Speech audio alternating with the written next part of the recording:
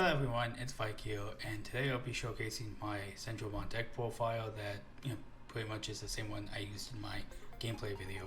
And of course, if you want, you can also watch that as well. And of course, I've been having a lot of fun with the deck. I think it's a really solid, deck from EX7, and I think after the ban list, it just gets a little bit better because, again, a lot of the major threats like new one kind of slow down and stuff like that. So obviously, this can be, a little bit more effective because you could swing at the low end, still get a decent amount of damage, and also kind of control the board with your top end. And of course, I'll be showcasing this on DCGO. It's a free simulator made by Wongzio and his team. So, of course, if you want to check it out, you should go to his channel and just find your way there. And again, if you guys like my videos, don't forget to like, comment, subscribe so you can stay tuned for my other ones. Now let's get into the actual deck profile. And of course, let's start off with the eggs, and I just like to run the full Cendrillmon from the starter deck. And it's a pretty good draw card. I think you can get out pretty consistently, and I just again like to run this as a 4-off. Now let's just move on to the rookies, and I like to run the 2 Pawn Chessmon from the starter deck as well. This is still pretty good because you do run a lot of puppets and it's a draw 2, and it can get reboot if you ever have the stack to just want to give it to. It works really well with the starter deck Central if you ask me. And of course, you still run the full of EX7 Cendrillmon just because of the fact that the cost reduction is really solid, and the Yotorn, the security minus 3k, is also really impactful for the deck since you do want to be constantly swinging. And of course, the 2 Junkmon is really good. It gives barrier along with the fact that it has decoys, so your opponent kind of has to deal with this first before obviously dealing with your other body. And of course, you still run the full of the Star Deck 19 Shumon just because it's another Search card, and again, similar inherit to this one where it just gives you security minus 3k, and that's still really impactful, and again, you want to see this as much as possible. And of course, let's move on to the champions, and I run 4 of the Star Deck 19 Shumon. This is a really solid card overall because if they hit in security, you're able to say free play one of your Shumons or just free play the Risa, which is really good. And it does have overclock, so obviously it's really solid as well, because if you have, say, either of these Shumons, you're basically hitting the security for, like, I believe 8k, because again, a -3, which is really effective. And since again has overclock, you can use this to finish games, which I think is kind of funny as well. And I just want 2 Kazemons just for high fit for game.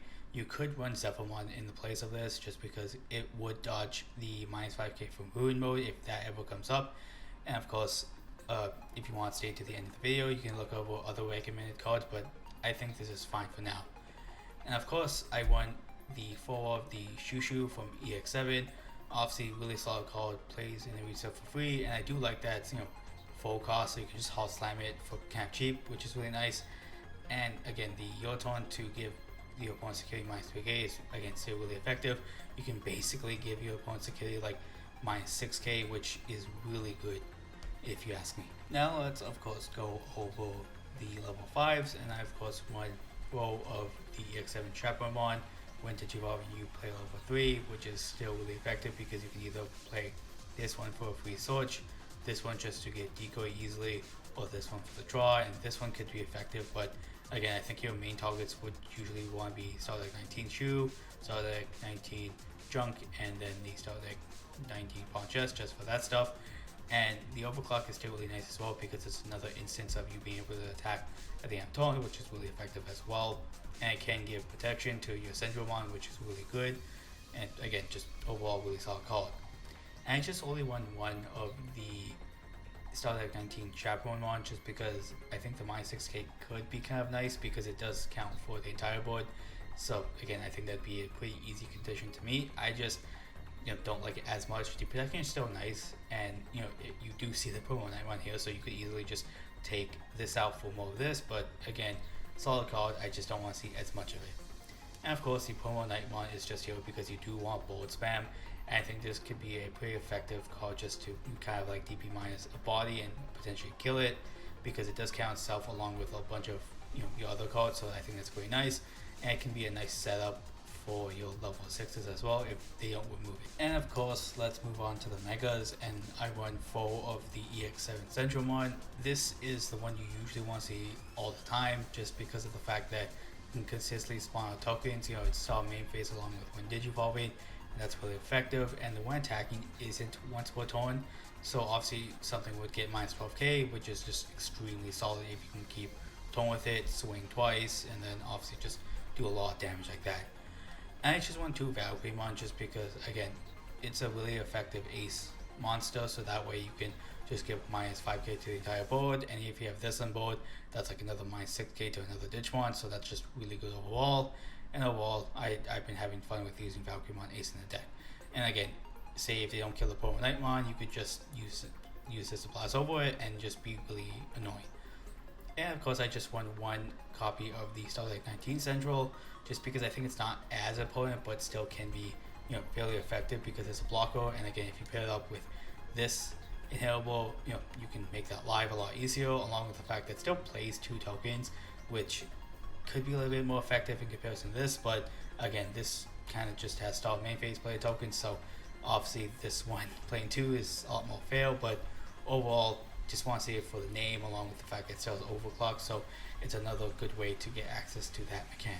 Now let's go over the tamers, and of course I just won 4 of the Starlight 19 Vista, along with 3 copies of the EX7 one. This one's really good just because it can give anything you play by effect rush, and that's really good just because you can consistently swing with your low bodies, and again, it's a memory seller, so you obviously want to see it for that. And then of course you run the EX7 Vista. In this case I was running 3, as I said, and this is still really good because it's a gain 1 if your opponent has a Digimon, which this is going to trigger quite a bit, along with the fact that, if one of your puppet or tokens die, you get to play a level 3, which can be really effective, especially paired up with this one, because say if you can keep torn and one of your stuff dies, oh look, play out this, give it rush and get another swing in. And obviously if you want to, you could change your ratios of your Aristas, have like say 1 more copy of this and have 3 of this, because this still gains you memory, which is really good and helps you keep up the board spam. Now let's just move on to the options, and I was just running the 2 blue plugin to give jamming and unblockable, which I mostly put in for the EX7 meta in case you do come up against like Charlotte Mother and stuff, or just they're all decks that are just really annoying with a blocker. Like Magnet X is still kind of relevant, and Dogo can be still hanging around here and there, so obviously this can be still kind of nice. And again, jamming is always effective just in case if you do swing into something that's just naturally bigger. And the security effect is draw 1, so that could still be really helpful as well. And it's a 2-cost option, so it's pretty cheap in that case. And of course we have the 4 trainings. This is just really good because again, it's training, grabs pieces and reduce costs, and that's pretty much it. Now let's move on to some recommended cards, and of course you could run the BT17 as another draw card, but it's more conditional. But I think since if your opponent starts letting you down, you get off pretty easily, I think. And of course, the BT5 Pikmon I actually think could be funny for the deck because it's not once per turn, and I think it's an easy enough condition to meet. Just have 3 more Digimon, and one of your opponent's Digimon gets minus 1k, so it can help with that. And the BT12 Koromon is in a similar boat where one of your yellow or red tamers becomes suspended, one of your opponent's Digimon gets minus 1k, which I think could be nice because you do want to suspend your Aristas quite often to get effects off, so this could come in handy. And EX7 Koromon is also really effective just because it's another effect to give your opponent security Digimon minus DP, and it's not as big as the other ones, but still pretty good card. Now let's go into some rookies, and I think the BT14 Electron could be kind of funny if you don't have the promos and want to swap up your rookie lineup, just because it's another DP minus card, and this time it's minus 2k and 20 attacking, and obviously you want to do that with your bigger stuff. And I think the Star Deck 3 Paramount could also be nice because when a Digimon is deleted by dropping to 0 TP, you gain 1, so that's kind of nice. So obviously you gain memory back to hopefully keep torn.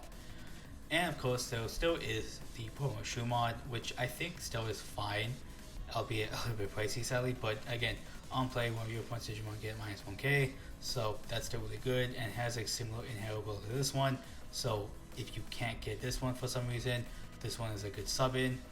And we also do have the Pawn Chessmon from the Star Deck as well. It's a blocker and it's on deletion, pretty much the same one as the other Chessmon, but again on deletion. But still I think it's fine because if they don't have access to bounce or bomb deck, you just have a really low level blocker and you could still get some draws off. Moving on to the champions, and I honestly don't think there's a lot of other stuff you could run in replacement for the Shumons, but the promo one is still nice because it's still another card to give my security attack, and it gets jamming on your turn, and the inherit is also pretty nice as well.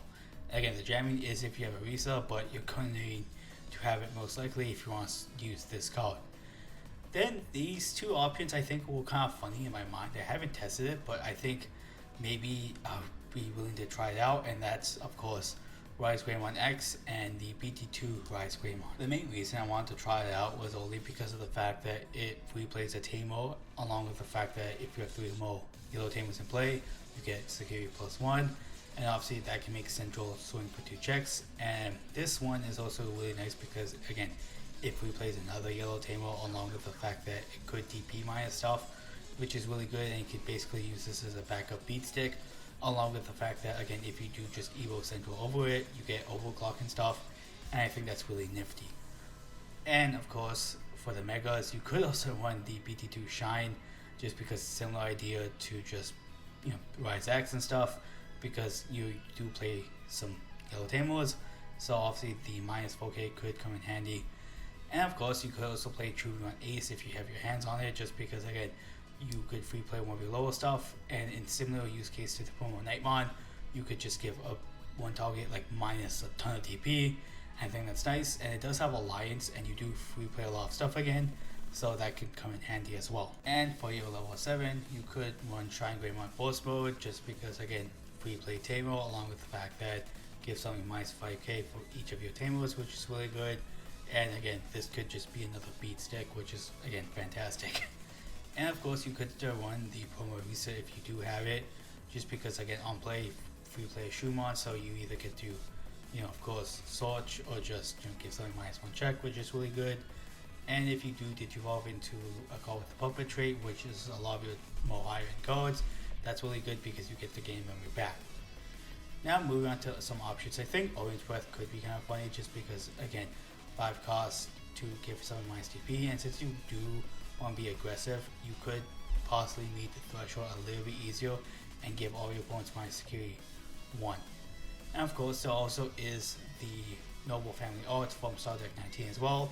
You could obviously get something -12k for 5 costs if you meet the requirement, but again, similar to the Star Deck Chaperone one, I think that could be easy enough to me, since it counts every single Digimon on the board. Then we have the Spiral Masquerade from BT5, and I think this could be kind of nice because it does stack with the amount of Digimon you have to play, so this could be a really effective card to just DP -1 Digimon for essentially full cost.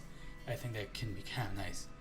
And of course, we still have Wonder Stomp from EX7, draw 1, and free play a level 3 puppet, which again, you could free play this, or you could free play the Sorch Shumon, or just, you know, any of your puppets, which is really good for 2 cost, and it's another really effective draw card.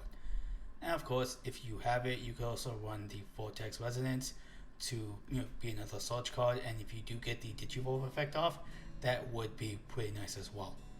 And of course, you still have the promo, the Digimon Liberator, to add, you know, basically another Sorch card in your deck, and it does free play a Liberator trait with 3 costs or less, so you could free play this Arisa, or just the one that gains your memory, so that's just really good. Or you could free play one of your Shumons, which again, as I said before, -1 check, or just another Sorch. Again, pretty good card, and if you have it, you could again run it. And this is pretty much my current Cendrillmon deck, and I've been having a lot of fun with it. I think it's a really fun deck to play, just because you can get aggro at the early stage and just have a really good control method on the top end.